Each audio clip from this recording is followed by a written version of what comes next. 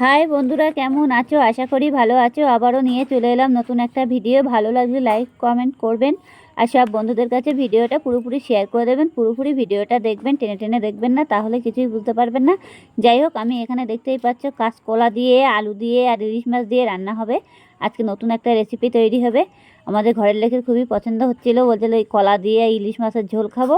তার জন্য আজকের কলা নিয়ে আসা হয়েছে। দেখতেই পাচ্ছ আমি এখানে কলা নিয়ে নিয়েছি 4টে, আর 5টা আলু নিয়ে নিয়েছি অলরেডি নিয়ে। আর এই যে ইলিশ মাছ নিয়ে এসেছি, এই যে দেখতেই পাচ্ছ 3 পিস ইলিশ মাছ আছে। আমি ইলিশ মাছগুলো এখনও কাটিনি, পাত্রের মধ্যে জাস্ট ঢেলে রেখেছি।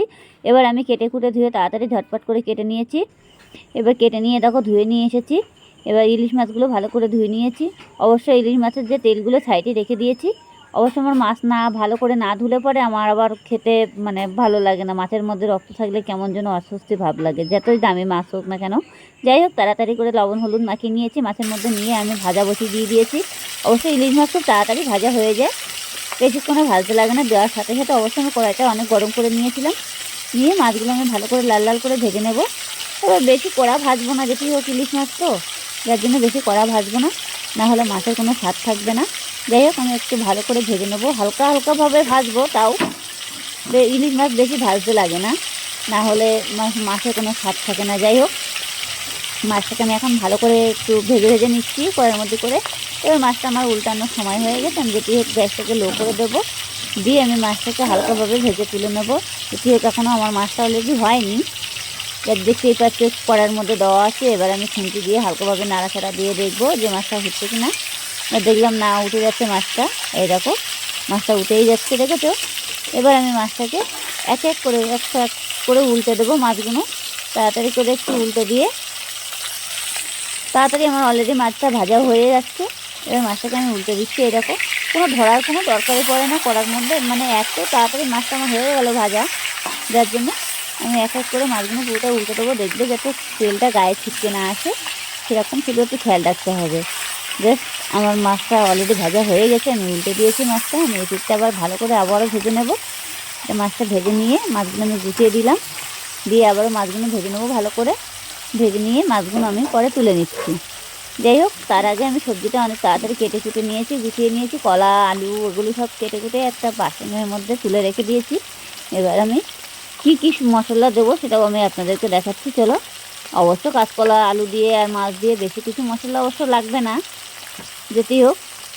যাই হোক, অলরেডি আমার মাছটাকে দেখতেই পাচ্ছ ভাজা হয়ে গেছে। এখন আমি মাছটাকে তুলে নেব, বেশি আর ভাজবো না মাছটা। খুন্তি দিয়ে দিয়ে মাছটা আমার তুলে নিতে হবে। হালকা একটু গ্যাস থেকে ছোলো করে দিয়েছি যাতে মাছটা পুড়ে না যায়। আর বেশি লাল লাল করবো না, যেটি হোক ইলিশ মাছ তো, যার জন্য বেশি লাল করতে গেলে সমস্যা হয়ে যাবে, তখন মাছের কোনো টেস্টই থাকবে না।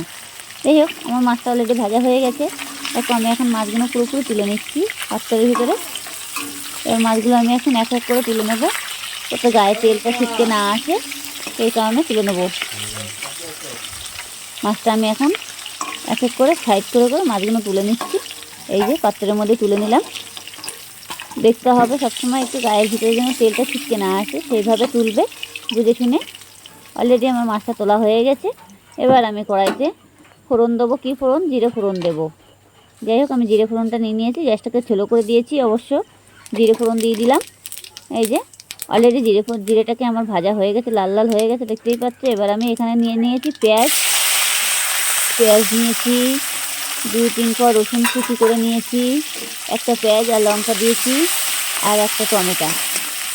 আপনারা যেমন লঙ্কা খাবেন তেমন দিতে পারবেন, কোনো অসুবিধা নেই। যেটি হোক, আমি এখানে দিয়ে দিয়েছি। আর কিছু বেশি মশলা দেবো না, জাস্ট এবার আমি এর ভিতরে একটু হালকাভাবে ভেজে নিতে হবে। নিয়ে এখন আমি সবজিটার ভিতরে একটু লবণ দিয়ে দেবো। বেশ, লবণ দিয়ে দিলাম। অবশ্য আমার আর ঝোলে লবণ দেওয়া লাগবে না, যার জন্য আমি তেলের মধ্যে লবণটা দিয়ে দিয়েছি। লবণটা দিয়ে এটাকে আমি ভালো করে নাড়াচাড়া দিয়ে নিতে হবে। আর তার মধ্যে আমি এখন জিরের গুঁড়ো আর হলুদ গুঁড়ো দিয়ে দেবো। বেশ, জিরের গুঁড়ো আমার দেওয়া হয়ে গেছে, বেশি দেওয়া যাবে না, যেটি হোক গন্ধ বেরোবে না হলে। এবার আমি হলুদের গুঁড়োটা দিয়ে দেবো। হলুদটা দেখে বুঝে শুনে দিতে হবে, যাতে পুড়ে না যায়, এরকমভাবে দিতে হবে। দিয়ে এটাকে আমি ভালো করে নাড়াচাড়া দিয়ে নিচ্ছি। এখন তো পুরোপুরি ভেজে নিতে হবে, পুরো লাল লাল করে।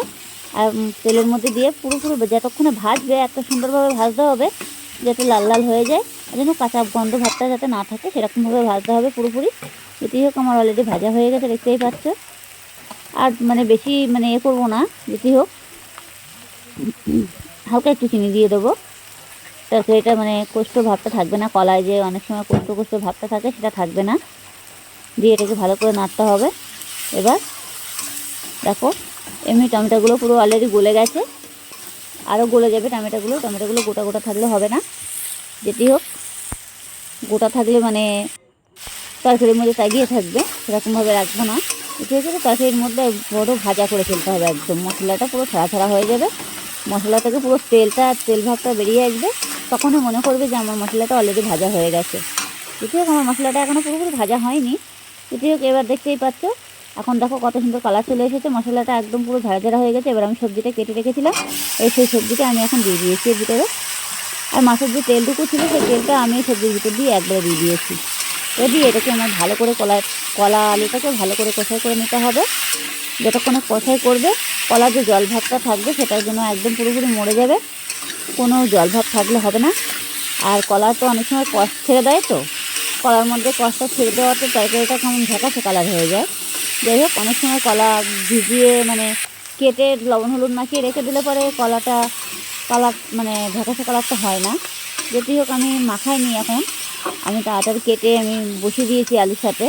অলরেডি দেখতেই পাচ্ছি আমার কলাটা ভালো করে কষাই করা হয়ে গেছে। দেখো কত সুন্দর কালার চলে এসেছে, পুরো কলাটা পুরো ছেড়ে দিয়েছে আর ভাজা হয়ে গেছে অনেক সময়। এবার এটাকে ভালো করে যতক্ষণে মানে কলার জল ভাবটা থাকবে ততক্ষণে মানে ভাজতে থাকতে হবে, কোনো জল দেওয়া যাবে না। এই যে দেখেছো, আর কলাটা একদম পুরো মাখা টাইপের হয়ে গেছে, মনে হচ্ছে সবজিটা এখনই আমার হয়ে গেছে, অবশ্য অলরেডি হয়নি। এটাকে আমার ভালো করে নাড়াচাড়া দিতে হবে, নেড়ে চেড়ে তারপরে আমি জল দেবো। কলা আলু দিয়ে আর মাছ দিয়ে ঝোল হবে আজকে, দেখতেই পাচ্ছ। দেখো কড়ার মধ্যে পুড়ে গেলে হবে না, পুড়ে গেলে তরকারির কালারটা অন্যরকম হয়ে যাবে, খেতেও ভালো লাগবে না, স্বাদ হবে না। এটা পুড়ে না যায় সেরকমভাবে নাড়তে হবে, একটু নাড়তে হবে সবজিটা আর কি। যাই হোক অলরেডি আমার সবজিটা হয়ে গেছে, এখন আমি সবজির ভিতরে জল ঢেলে দিলাম। এবার জল দিয়ে দিতে হবে, জলটা সেই বুঝে দেবে। যদি ঝোল খেতে চাইলে ঝোল মতো বানাবে, আর যদি মনে করবে না মাখা টাইপের করতে পারো, কোনো অসুবিধা নেই। যাই হোক আমি একটু ঝোল বানাচ্ছি, ইলিশ মাছের ঝোল কলা আলু দিয়ে, খেতে খুবই স্বাদ হয়। আপনারা ঘরে বসে অতি অবশ্যই এই রেসিপিটা একবার করে দেখুন, তাহলে বুঝতেই পারবেন। যাই হোক আমার অলরেডি জল দেওয়া হয়ে গেছে, এখন আমি এটাকে ভালো করে একটু নাড়াচাড়া দেবো, নেড়ে চেড়ে এটাকে আমি এখন কিছুক্ষণের জন্য ঢেকে দেবো। চলো 5 মিনিট পরে আমি আবারও ফিরে আসছি। আমার তরকারিটা অলরেডি হয়ে গেছে, আমার মাছটা ছিল, মাছটা আমি ঝোলের ভিতরে দিয়ে দিয়েছি অলরেডি। এই যে দেখতেই পাচ্ছ ঝোলের মধ্যে দিয়ে, এখন এটাকে আমি আবারও একটু নেড়ে চেড়ে কিছুক্ষণের জন্য ঢাকা দিয়ে দেব। যেটি হোক মাছটা যতক্ষণে না ফুটছে গ্যাসটাকে একটু হালকা কমিয়ে দেবো, যাতে ঝোলটা পুরো মাছের মধ্যে হয়ে যায় আর কি। সেরকমভাবে একটু ঢাকা দিয়ে দেবো, দিয়ে আমি আবারও পরে ফিরে আসছি।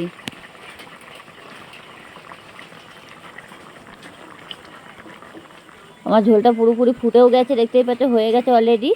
এখন আমি তরকারিটা পুরোপুরি নামিয়ে নেব, একটা পাত্রে নামিয়ে নিয়েছি। এরকম তরকারি কালারটা কত সুন্দর হয়ে গেছে। ভালো লাগলে লাইক কমেন্ট করবেন, আর সব বন্ধুদের কাছে ভিডিওটা পুরোপুরি শেয়ার করে দেবেন।